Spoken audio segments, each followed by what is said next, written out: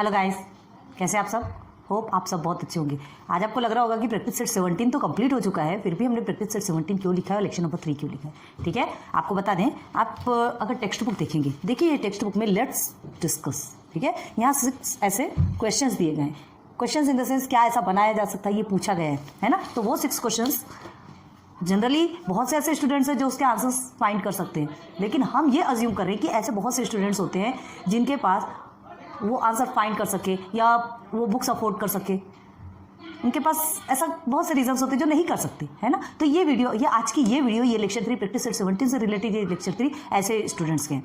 ठीक है, बहुत से स्टूडेंट्स ये बोलेंगे कि ये वीडियो बनाने की कोई ज़रूरत नहीं थी क्योंकि हमारे पास ऑलरेडी इसके आंसर्स हैं, लेकिन हम ये जिन बच्चों के पास ये है उन्हें ये वीडियो देखने की कोई ज़रूरत नहीं है। ठीक है, हम ये अज्यूम कर रहे हैं कि बहुत सारे ऐसे बच्चे हैं जिनके पास ये क्वेश्चंस के आंसर्स नहीं मिल सकते, मतलब वो आंसर्स तो पता होते लेकिन उन्हें कैसे लिखना, क्या ट्रिक है, ये उन्हें नहीं समझ आता होता है। ठीक है, हमारे साथ भी ऐसा होता था, इसलिए हम अपने ऊपर, हमारे ऊपर जो जो चीज़ें बीतती थी वो चीज़ें हम अगले स्टूडेंट्स के साथ में ऐसा ना हो, बस इसके लिए ये वीडियोज़ लेके आए। ठीक है, हमने प्रॉमिस किया, पहले हम सोच रहे थे कि नहीं बनाएंगे ये वीडियो, लेकिन हमने फिर भी बनाना स्टार्ट करें। क्यों? क्योंकि हमने सोचा कि जैसा हमारे साथ हुआ वैसा कभी किसी के साथ मत हो।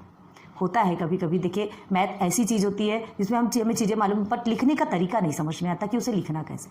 ठीक है, तो आज हम लेकर के आए। तो देखिए इसमें क्या है, 6 क्वेश्चन है आपके। ठीक है, 1 2 3 4 5 6 पॉइंट्स दिए गए हैं, है ना। और आपको क्या बताया गया है, देखिए डिस्कस द, ऑलरेडी हमने यहाँ लिखे रखा है, डिस्कस द फॉलोइंग स्टेटमेंट। ये स्टेटमेंट इस साइड आपके स्टेटमेंट्स है। ठीक है, if statements is right give an example. अगर वो राइट है तो एक एग्जाम्पल दो, and if it is wrong state why. अगर वो रॉन्ग है तो क्यों रॉन्ग है ये बताना है। ठीक है, बहुत इजीली आप समझ सकते हैं, हार्ड नहीं है, बहुत इजीली समझ सकते हैं। लेकिन क्या है, लिखने की जो क्वालिटी होती है कभी कभी हमसे हमारी पुअर होती है, किसी किसी की होती है, वो नहीं समझ सकते, तो उनके लिए हम ये वीडियो लेके आए। तो अभी इसमें आपके टोटल 6 पॉइंट्स हैं। हमने ये 5 पॉइंट कवर किया, ये 5 पॉइंट आप नोट डाउन कीजिएगा, उसके बाद 6 पॉइंट, फिर इसके बाद हमें थोड़ा सा रब करना पड़ेगा। हमारा ब्लैक बोर्ड, हमने क्या कहा, हमारा ब्लैक बोर्ड छोटा है, तो इसमें ही हम आपको क्वालिटी एजुकेशन देने की कोशिश करेंगे। तो पहले आप लिख लीजिएगा, फिर ऊपर रब करके ये 1 पॉइंट आपको ऊपर बताएंगे। क्लियर है?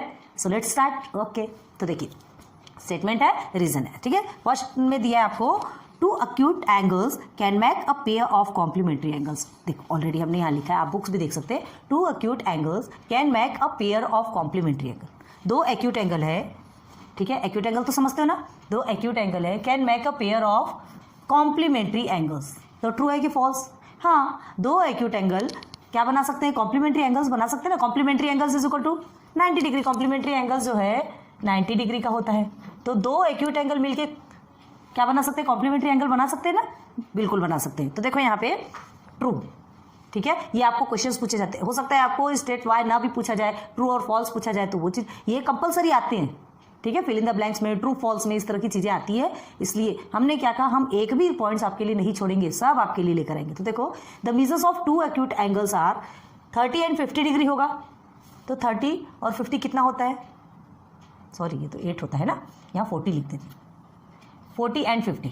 ठीक है, एक 40 डिग्री का होगा और एक 50 डिग्री का। तो 40 और 50 डिग्री कितना होता है, 90 डिग्री। 40 प्लस 50 करेंगे, अगर ये आपका 40 का है और ये आपका 50 का है, तो दोनों एक्यूट एंगल मिलकर के कॉम्प्लीमेंट्री एंगल बनाते हैं। ओके, देखिए these angles are complements of each other. ये दोनों एक दूसरे के कॉम्प्लीमेंट्स हैं। ठीक है, the measures of 2 acute angles, 2 acute angle मिलके कॉम्प्लीमेंट्री एंगल बना सकते हैं। क्लियर हो गया? आप साइड में ऐसे रफ में इसे बना करके रखते जाइए, हमारे पास स्पेस की प्रॉब्लम है। ठीक है, तो ये आपका ट्रू है, 2 एक्यूट एंगल मिल करके कॉम्प्लीमेंट्री एंगल बना सकते हैं। ठीक है, अब कोई ज़रूरी नहीं है कि वो 40 और 50 हो, आप उसे 35 एंड 55 भी ले सकते हो। ये भी दोनों एक्यूट एंगल। एक्यूट एंगल क्या होता है, जो कि 90 डिग्री से कम होता है ना। तो 35 भी 90 डिग्री से कम है, 55 भी 90 डिग्री से कम है। 90 डिग्री इन द सेंस जो राइट एंगल, और वो जो राइट एंगल है वही आपका क्या कहलाता है, कॉम्प्लीमेंट्री एंगल कहलाता है। क्लियर है? कोई से भी ऐसे 2 आपको नंबर्स लेना है, 2 मेजरमेंट लेना है जो कि 90 डिग्री से कम होते हैं, है ना। 2 नंबर्स लेंगे। अच्छा चलिए, आप 25, आपने 25 लिया, ठीक है, एक नंबर आपका 25 हो गया और दूसरा नंबर आप क्या ले सकते हैं, 75। ठीक है, एक 25 का एंगल होगा और दूसरा आपका 75 का एंगल होगा। तो ये दोनों मिलके एक्यूट एंगल बना सकते हैं, ये सॉरी दोनों मिलके कॉम्प्लीमेंट्री एंगल बना सकते हैं क्योंकि दोनों भी एक्यूट एंगल है। ठीक है, तो this is your right answer, this is true, याद रखो। ठीक है, आगे आ जाओ। 2 acute angles can form a pair of supplementary angles। दो एक्यूट एंगल मिलके सप्लीमेंट्री एंगल्स बना सकते हैं। कैसे बनाएंगे बताइए? दो एक्यूट एंगल मतलब क्या कहा जा रहा है? एक्यूट एंगल जो कि 90 डिग्री से कम होते हैं। तो जब 90 डिग्री से कम होते हैं तो दो एक्यूट एंगल मिलके आपका सप्लीमेंट्री कैसे बनाएंगे? सप्लीमेंट्री एंगल कितने का कहलाता है? उसका मेजरमेंट 180 का होता है और एक्यूट एंगल आपका कितना होता है? 90 डिग्री से कम होता है। ठीक है, और दो एक्यूट एंगल भी अगर मिलते हैं, ठीक है, तो समझ लो अगर ये 90 डिग्री, ये राइट एंगल 90 डिग्री है मान लीजिए, ठीक है, ये 90 डिग्री है, आप 89 भी अगर लेते हो, 90 में से 1 पॉइंट कम है ना, 1 कम लेकर के 89 भी अगर लेते हो, दोनों एंगल 89 के लेते हो, तो क्या आपका 180 आएगा क्या? नहीं, 998 और ये 178 डिग्री का बनेगा। 180 से कितना? 2 डिग्री कम। ठीक, तो दो एक्यूट एंगल मिल के भी सप्लीमेंट्री एंगल नहीं बना सकते, याद रखो। दो एक्यूट एंगल का प्लस करने के बाद भी आपका सप्लीमेंट्री एंगल नहीं बनेगा। The sum of measures of two supplementary angles is 180 degree. ठीक है, दो सप्लीमेंट्री है, measures of two supplementary angle, दो सप्लीमेंट्री एंगल मिल करके 180 डिग्री बनने चाहिए। तो देखो, the sum of measures of two acute angle less than 180 degree, दो एक्यूट एंगल को आप प्लस करोगे तो भी वो 180 डिग्री से क्या होगा? कम होगा। ठीक है, because the measures of an acute angle is less than 90 degree. Acute angle कभी भी 90 डिग्री से कम होता है, 90 डिग्री से कम है तभी तो एक्यूट एंगल कहलाता है। अगर 90 डिग्री हो गया तो वो तो राइट एंगल में आ जाएगा, और 90 से ज्यादा हो तो वो ऑब्ट्यूज एंगल कहलाएगा। क्लियर है?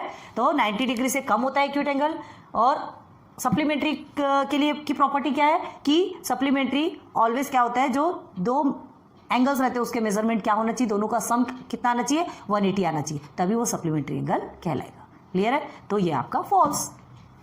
2-3 बार आप पढ़ेंगे ना, इसे अच्छे से समझ में आएगा। अब देखिए, two right angles can make a pair of complementary angles.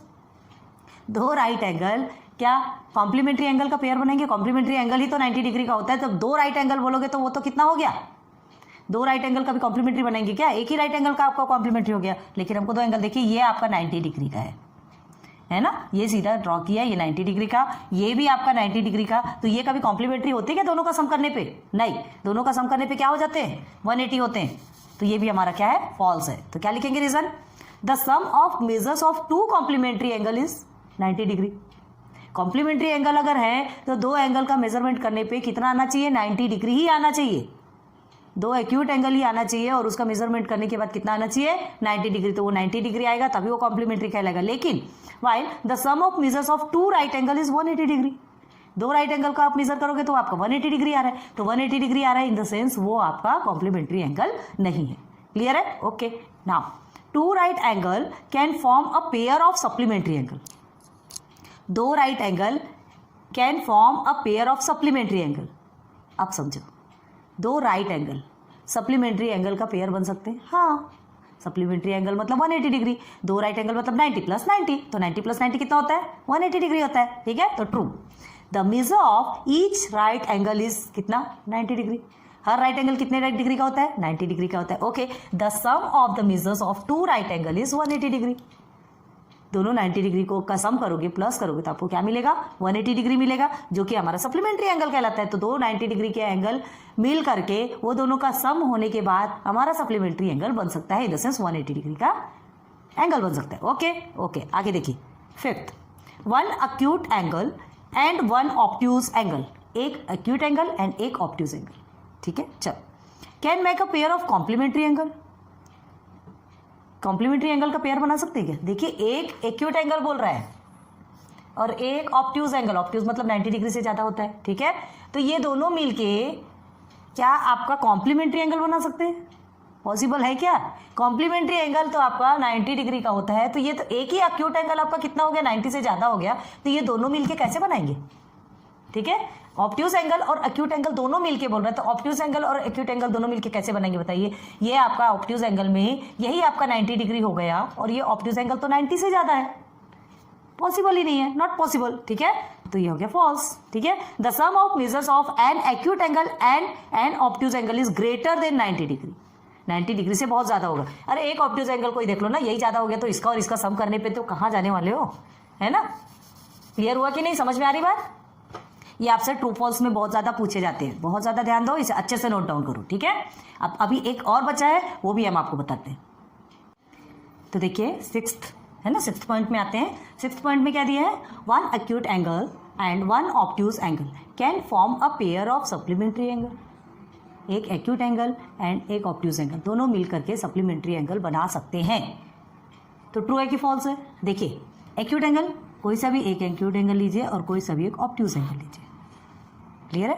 तो दोनों भी मिलके सप्लीमेंट्री इन द सेंस कितना, 180 डिग्री। तो दो एंगल मिलके ऑलरेडी 180 डिग्री तो बना ही सकते हैं ना। ये ऑब्ट्यूज भी है, देखो 90 डिग्री से ज़्यादा है मतलब ऑब्ट्यूज है ना, और ये 90 डिग्री से कम है, तो दोनों मिला के 180 डिग्री तो हो ही सकते हैं ना। अभी आप लेंगे, देखिए यहाँ पर हमने ऑलरेडी ये एग्जाम्पल में दिया है, let measurement of angle A, ठीक है, ये आपका हमने ये बनाया जो अभी ऑलरेडी बनाया था, ये आपका 35 हो गया, एंगल ए आपका 35 है, ठीक है, and measurement of angle B is 145। Okay, ये देखिए ये आपका 90 है, 90 से ज़्यादा आपका यहाँ पर 145 आएगा। क्लियर है? तो ये आपका 145, तो 145 एंड 35 दोनों को प्लस करेंगे तो आपको कितना मिलने वाला है, 180 मिलेगा। क्लियर है? तो देखिए 180 मिलेगा मतलब हमको सप्लीमेंट्री एंगल मिल गया।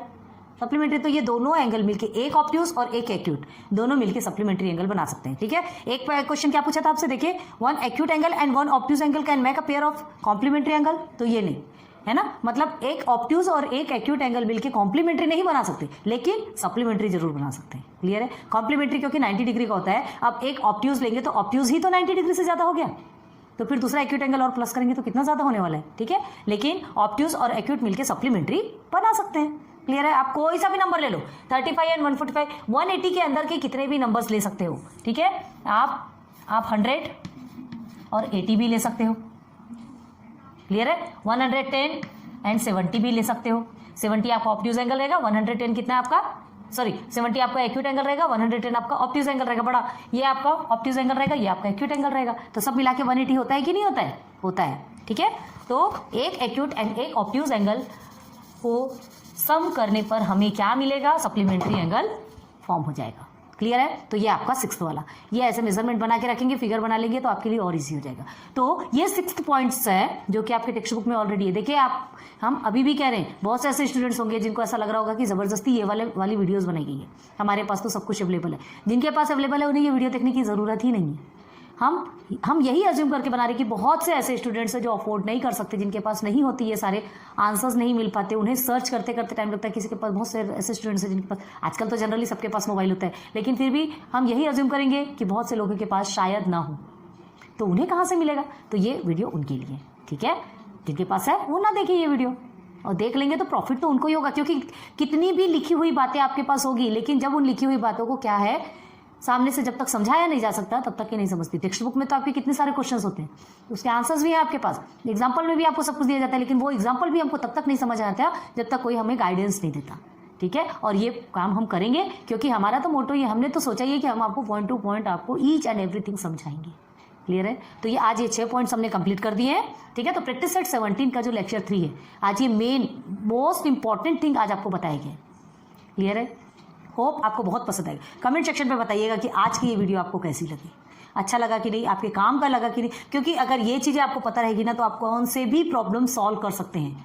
ये स्टेटमेंट आपको पता होना बहुत जरूरी है। ट्रू फॉल्स में भी आता है, ये भी एक है, और दूसरी बात, ये आपको अगर समझ रहेगी तो आप कोई से भी प्रॉब्लम सॉल्व कर सकते हैं। क्लियर है? होप आपको बहुत अच्छी लगी होगी आज की वीडियो। सो फिर मिलेंगे नेक्स्ट लेक्चर पे, आप सीधे सीधे प्रैक्टिस सेट 18 पे चलेंगे। ओके, प्रैक्टिस सेट 18 जो कि अगेन आपका लेक्चर 1 से स्टार्ट होगा। So thanks for watching my videos. Good day.